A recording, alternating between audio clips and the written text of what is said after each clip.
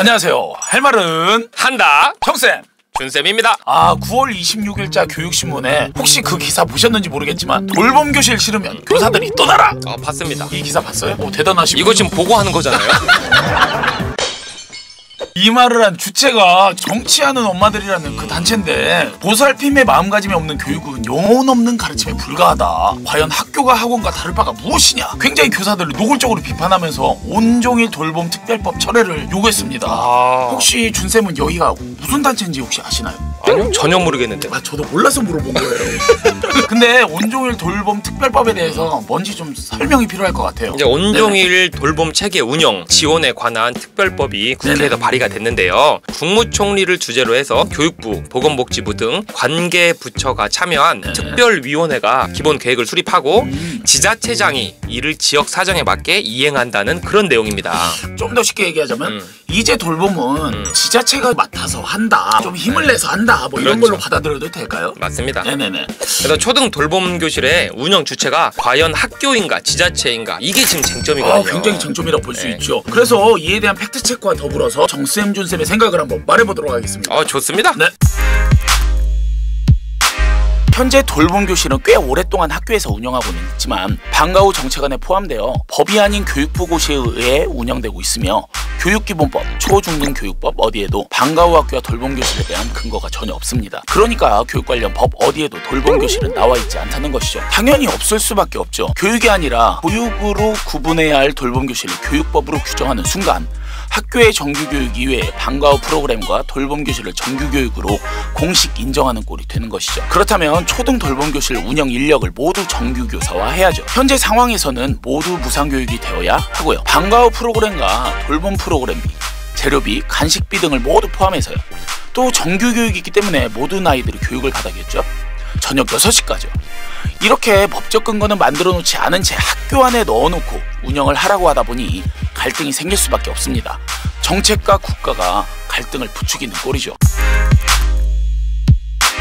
현재 미국, 독일, 핀란드, 스웨덴, 일본 등의 국가에서 모두 지방자치단체가 방과 후 돌봄을 운영하고 있습니다. 특히 유럽의 나라는 방과 후 시간은 여가 시간으로 설정하고 학생들이 건강한 성장, 발달을 위해 국가와 지자체가 중심이 돼 방과 후 학교가 아닌 방과 후 활동과 레저 타임으로 보편화된 지 오래되었습니다. 2019년 기준 6,117개 학교 13,910개의 돌봄교실에서 29만여 명의 학생이 다니고 있고, 2020년에는 정부의 온종일 돌봄 정책에 따라 국고를 지원해 2020학년도 700실을 더 확충해서 1만 4천여 명이 증가한 30만 4천 명의 학생들에게 돌봄을 지원할 예정이라고 합니다. 700실 곱하기 20명은 1만 4천 명이네요. 20명씩 꽉 채우겠다는 얘기인 것 같습니다. 돌봄 대상 학생 숫자를 늘리기에 급급하여 작은 교실 속에 하루 종일 아이들을 가둬놓고 있다 보니까 오전 8시부터 저녁 6시까지 계속해서 작은 교실에만 머물게 되는 꼴이 되었습니다. 얼마 전 국민일보에 교육은 학교에서, 돌봄은 지자체에서, 중구형 초등 돌봄교실 대안으로 부상이라는 뉴스가 보도되었는데요. 서울 중구청 직영 돌봄교실 1호가 지자체와 학교가 협업한 마을 돌봄 우수 사례로 보도된 것입니다.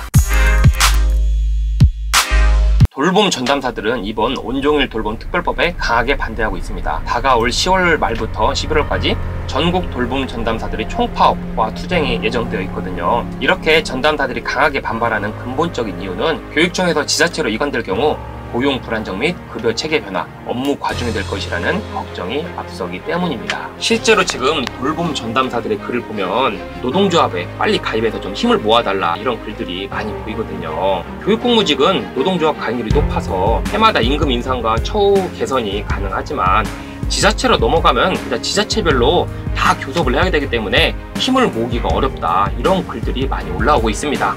또 이번 돌봄 총파업 투쟁을 통해서 행정 업무 시간도 확보하고 지자체 이관 추진 중단 등 돌봄 교실의 질적 제고를 도모하자, 이런 상당히 우려스러운 글들도 보입니다. 하지만 서울 중구의 사례를 보면 알 수 있듯이 교육청, 지자체, 학교가 연계하면 기존의 학교 시설 및 돌봄 교실 환경을 바탕으로 지자체 중심 운영이 충분히 가능합니다.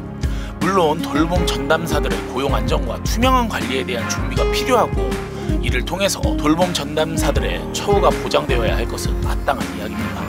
오늘은 돌봄교실 네. 지자체 이관에 대한 이야기를 해봤습니다. 강렬하게 했네요. 하루빨리 네. 돌봄교실이 지자체 사업으로 이관이 돼서 선생님들이 본연의 업무에 충실할 수 있었으면 좋겠습니다. 이야, 마음이 좀 힐링이 되네요. 저는 또 이 노래가 떠올라요. 또 어떤 노래? 하루 빨리 지자체에서